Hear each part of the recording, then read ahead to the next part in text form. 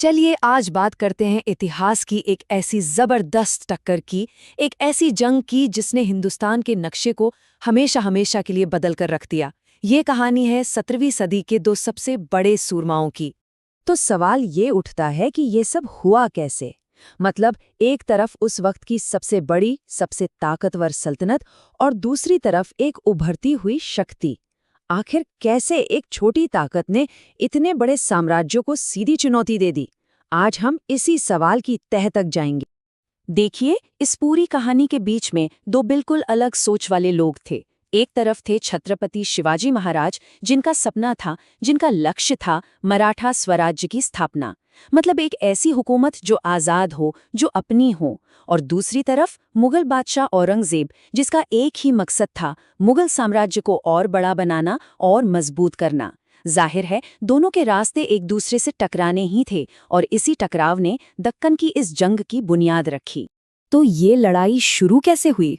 देखिए, ये कोई आमने सामने की मैदानों में लड़ी जाने वाली जंग नहीं थी। नहीं, इसकी शुरुआत हुई कुछ बहुत ही दिलेर हमलों से। और जब सल्तनत ने इसका जवाब दिया तो ये जंग एक लंबे, कभी न खत्म होने वाले गुरिल्ला युद्ध में बदल गई। साल था 1657, जब शिवाजी ने अहमदनगर और जुन्नार जैसे मुगल इलाकों पर छापे मारकर उनकी ताकत को पहली बार परखा। जवाब में 1660 में औरंगजेब ने अपने मामा शाइस्ता खान को एक बहुत बड़ी फौज के साथ भेजा। सोचा था कि ये विद्रोह यूं ही कुचल दिया जाएगा, लेकिन 1663 में जो हुआ उसने सबको हैरान कर दिया। शिवाजी ने पुणे में शाइस्ता खान के कैंप पर रात में एक ऐसा जबरदस्त हमला किया कि उसे अपनी उंगलियां गवाकर भागना पड़ा। और फिर 1664 में सूरत की लूट। ये सिर्फ एक लूट नहीं थी, ये मुगल सल्तनत की इज्जत पर, उनके खजाने पर एक सीधा हमला था। अब इन गुरिल्ला हमलों से परेशान होकर मुगल सल्तनत ने अपनी पूरी ताकत झोंक दी। और यहाँ कहानी में एक ऐसा मोड़ आता है जहाँ एक पल के लिए ऐसा लगा कि शायद शिवाजी चारों तरफ से घिर चुके हैं और खेल खत्म होने वाला है।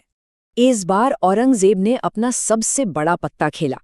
उसने भेजा अपने सबसे तजुर्बेकार और काबिल सेनापति मिर्जा राजा जयसिंह को।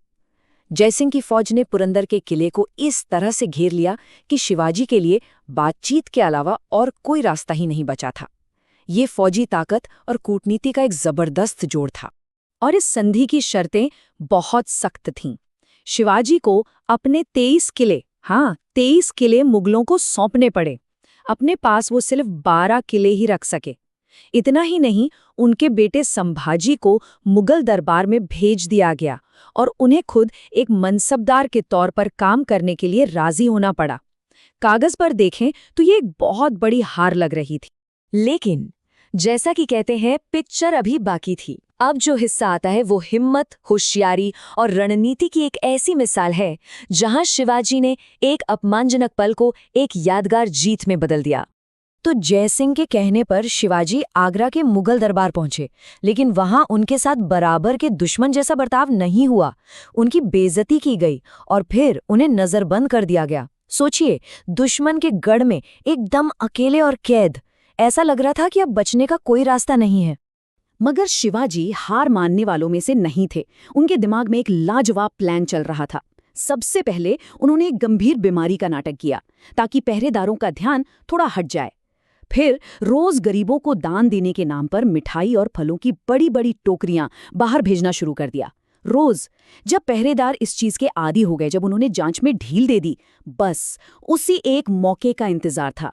और एक दिन शिवाजी उन्हीं में से एक टोकरी में छिपकर कैद से फरार हो गए। 17 अगस्त 1666 शिवाजी और उनके बेटे संभाजी आगरा से गायब। इस खबर ने पूरी मुगल सल्तनत को हिलाकर रख दिया।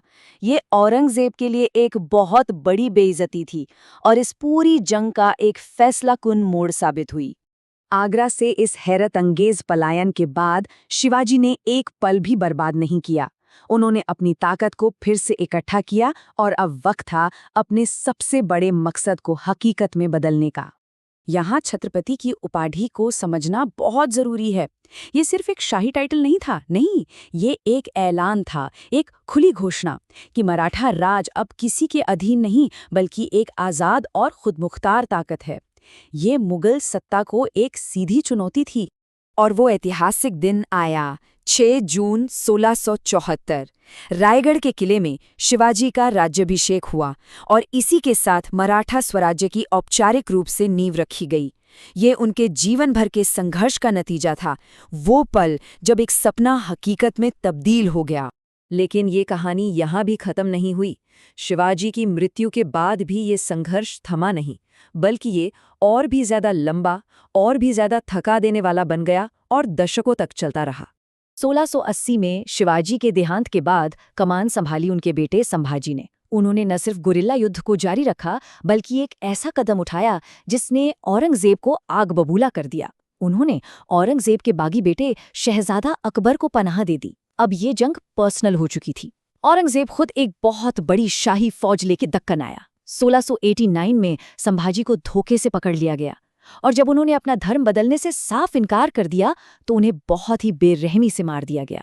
स्क्रीन पर ये नंबर देखिए, 27। जानते हैं ये क्या है? ये उन सालों की गिनती है जो बादशाह औरंगजेब ने दक्कन में मराठों के जज्बे को कुचलने की एक नाकाम कोशिश में गुजार दिए।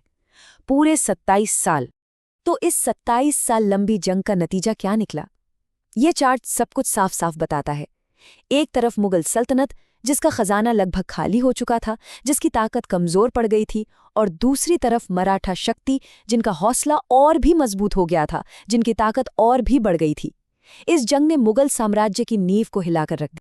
और आखिर में ये एक सवाल, क्या किसी भी साम्राज्य की ताकत, चाहे वो कितनी ही बड़ी क्यों न हो, लोगों की आज़ादी की इच्छा को सच में खत्म कर सकती है?